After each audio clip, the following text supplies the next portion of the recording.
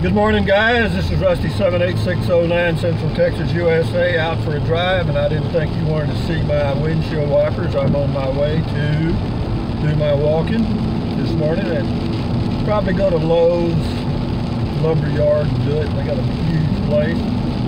It's about 37 degrees here right now, rainy, or else I'd have it pointed the other way. All you'd be looking at is the windshield wipers going back and forth and back and forth and back and forth and back and forth. But yeah, when it's 37 degrees and rainy anywhere in the world, it is cold. It's about 8:30 in the morning, Central Standard Time. And yeah, just thought I'd just say hi. So hi, Tamano to you Mongolians. And Vigates to all you Germans, and Yakshimash to, I don't know who that goes to, Yakshimash, Dobry, Buenos Dias, what else? Can't think of any others right now.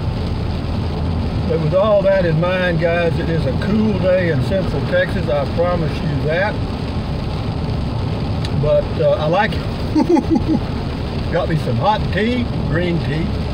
This is Paul Newman's Organic Decaf Green Tea from Amazon.com that I have in this little container, and it's pretty good. I put about a half a tablespoon of honey in it and stir it around, and it's pretty damn good on a cold day like this. And this little container, oh, that's good, Alfie. Anyway, on a warm day, that is a good drink. Many years ago in the afternoons, I'd have a little shot of brandy, and boy, brandy will definitely warm your body up, I promise you that. Remember the old St. Bernard with the thing under his neck, the little container to go help people? But anyway, it got me a new hat, as you can see. This is a fedora, or whatever they call it. Actually, it's a straw hat, and it's got a little belt around it. It cost me 11 bucks at Amazon, but since all my hair's falling out, my head doesn't stay warm like it used to. And besides that, it looks like crap. So I thought I'd cover it up. Didn't want to offend people. So having said that, it's pretty cool in Central Texas. And you know, yesterday I actually did a driving video, and I didn't post it because I made so many grammatical errors that when I listened to it before I posted, I thought, Jesus Christ.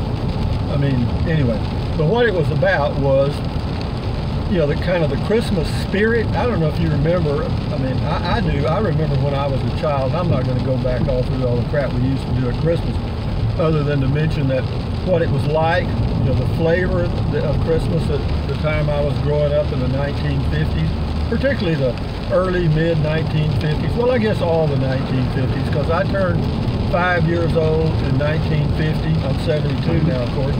And so, you know, from 5 to 15, those were, you know, good Christmas memories. And yeah, really good, actually. You know, we lived on a little farm in South Texas, and there was a little community near us about 3 miles away called Kennedy, Texas.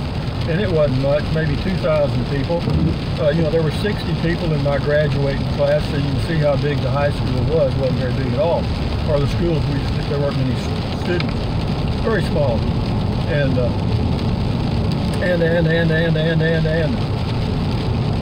but the whole community at that time, if you can recall, all the stores, you know, put up Christmas decorations, and you know, of course, a few of the stores would have Christmas trees for sale.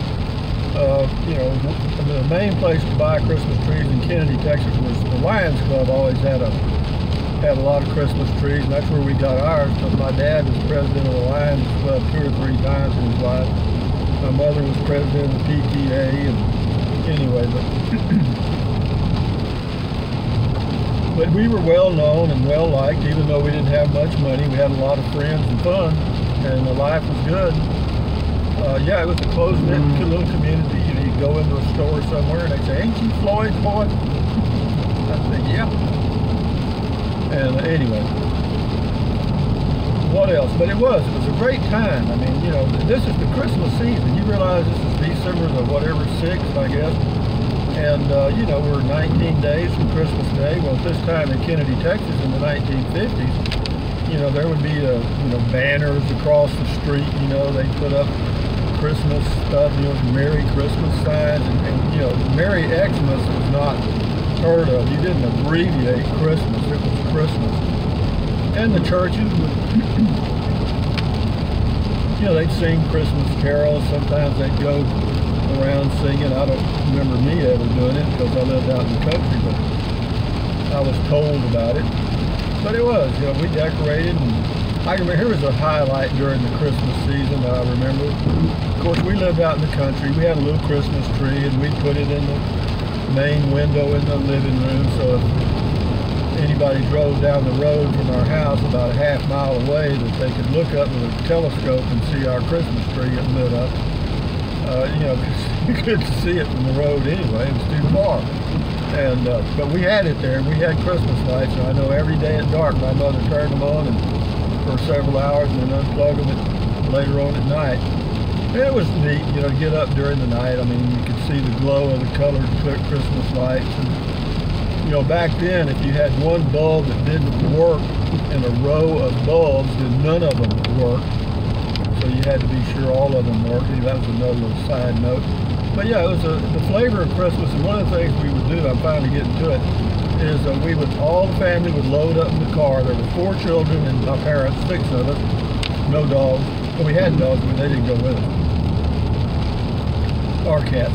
We had cats, but they didn't go with us either. And what we would do is we'd go into town and drive around the streets where the people had Christmas decorations. You know, some of the upper middle income, or the upper middle income neighborhood, or would have decorations out in their yard and lights on their trees outside, and, you know, a beautiful Christmas tree with all the perfect decorations and stuff. And you could, sometimes they'd have enough gifts piled up you could see them as you drove down the street. And of course, back then nobody worried about burglars and crap like that. Nobody, you know, if somebody stole something, somebody would know it within 5 minutes, and the policeman would go arrest them. But that was a big thrill, ride around and look at all the Christmas lights, and we'd do that, I don't know, 3 or 4 times during the Christmas season. And, you know, Mother would make popcorn balls. That was neat. And fudge. Chocolate fudge. We had fudge. And then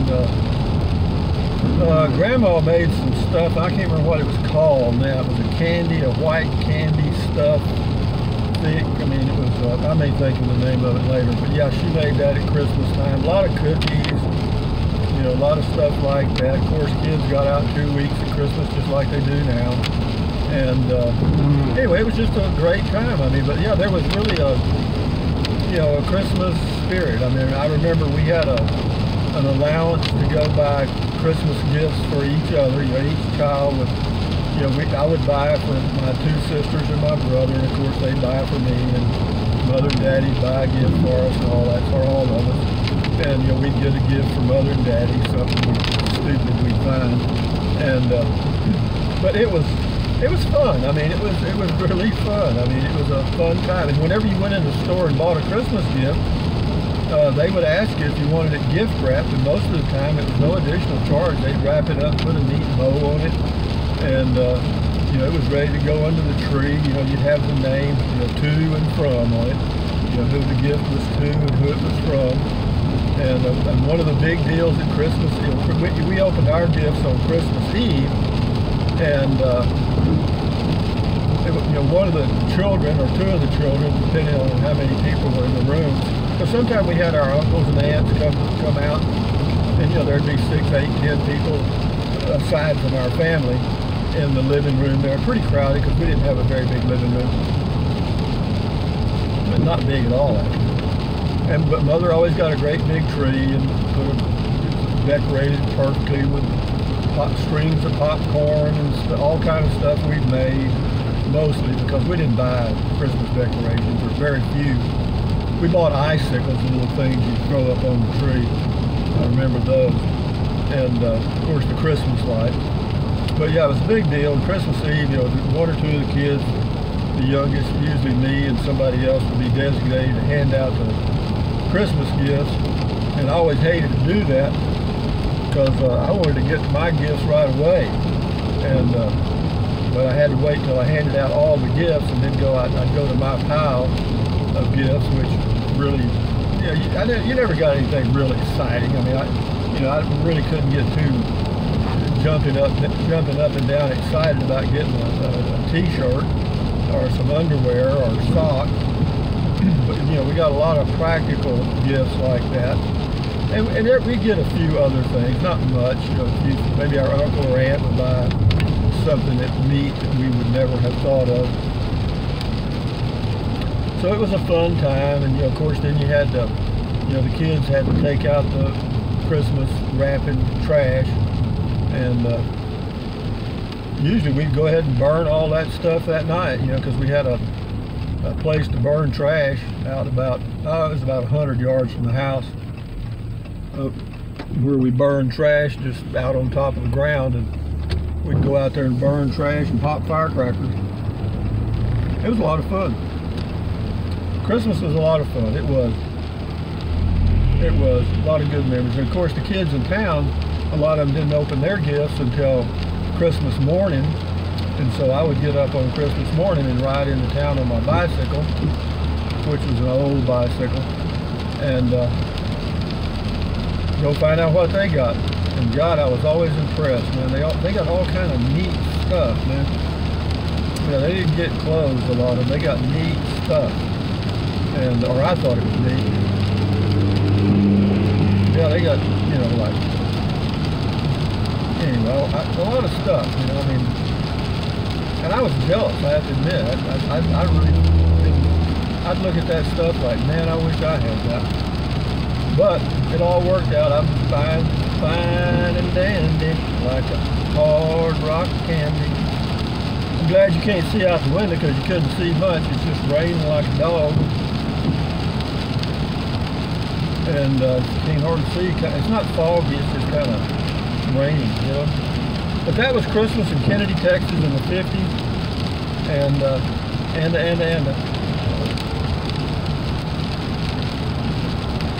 you know, I guess, and then, you know, of course, all that, you know, kind of died out, you know. I mean, as you know, my father died young at the age of 57, and of course, my mother, you know, had moved into town to my grandmother's house. So my grandmother had moved to a rest home, and Dad had built a two-story garage apartment that adjoined my grandmother's house where I stayed. And if my sisters and brothers were down, that's where they came to visit. That's where they stayed because they were grown up and gone later on.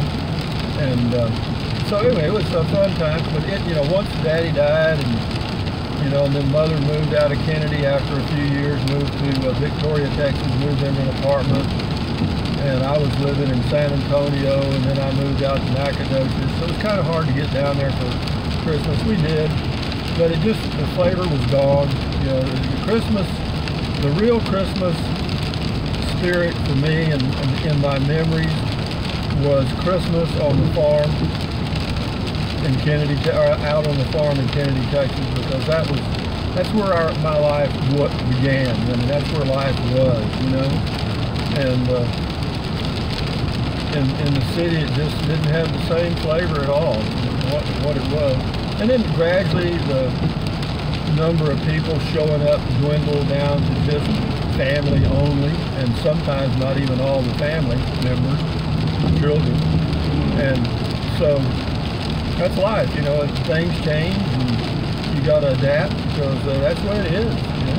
You grow older, and you know, like right now for Christmas, on Christmas Eve, I'll be sitting there like a bird in a nest, looking out the window and reminiscing about what's happened. But that's life, guys, and get on, get off, or get out of the way, because it's changing.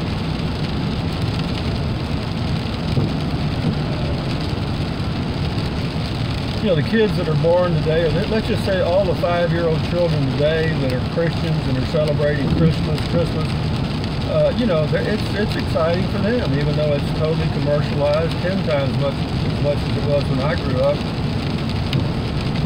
But it's still got the feeling for them because they get gifts, and that's what it's all about. That's the flavor now.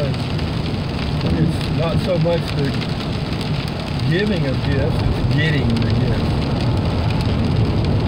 But it's their world now. My world's changed. I'm a full-time RVer. That's another thing I'm looking forward to is going camping. Of course, right now when it's a cold day like today, I'm really thinking about the warm weather in New Mexico, Arizona, and so forth. As to how much boondocking and all that stuff I'm going to do, I don't know. I mean, I'm looking at a little mix of staying in an RV park, state park, and boondocking. I just want to enjoy it. You know, that's the whole thing. I want to enjoy it. And I have to tell you this, for those of you that RV, if you just take your time, that'll make it so much better, you know? Don't plan on spending one night at a place or 2 nights. Go ahead and stay a week if you can. You know, it just makes it so nice because, you know, you can actually relax. You can go to the grocery store, you know, check things out in that area, and, you know, enjoy the flavor of that area, and then go on to the next. If you rush, and I did it originally when I first started, I was just like everybody else. I rushed. I was racing down that highway. But there's a lot to be enjoyed if you just take your time. Ain't it?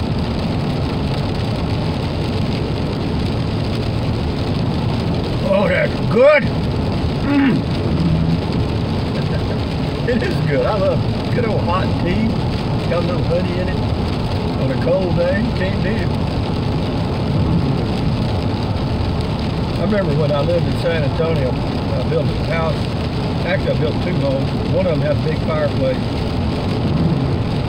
And boy, there was nothing more enjoyable for me when we finally got enough cold weather, it was cold enough that I could build a fire at the fireplace. Because I thought that was just neater than crap. Sit there with a nice little fire in the fireplace and just lean back and I don't know why I did it. I got into brandy, man. I thought that was, and I smoked a pipe. I did. I actually got into smoking a pipe.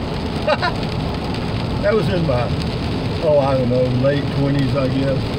Yep. I even had I'd go to this tobacconist in San Antonio, and they mixed me a special blend. And it smells so good. Well, here's Lowe's. What's Lowe's doing there? What's it doing over there? Let's go to Lowe's, Rusty. I was going to go to Walmart, but we'll go to Lowe's today. Kind of add a little spice to my life. But anyway, guys, I just wanted to give you that little reminiscing as I'm driving here.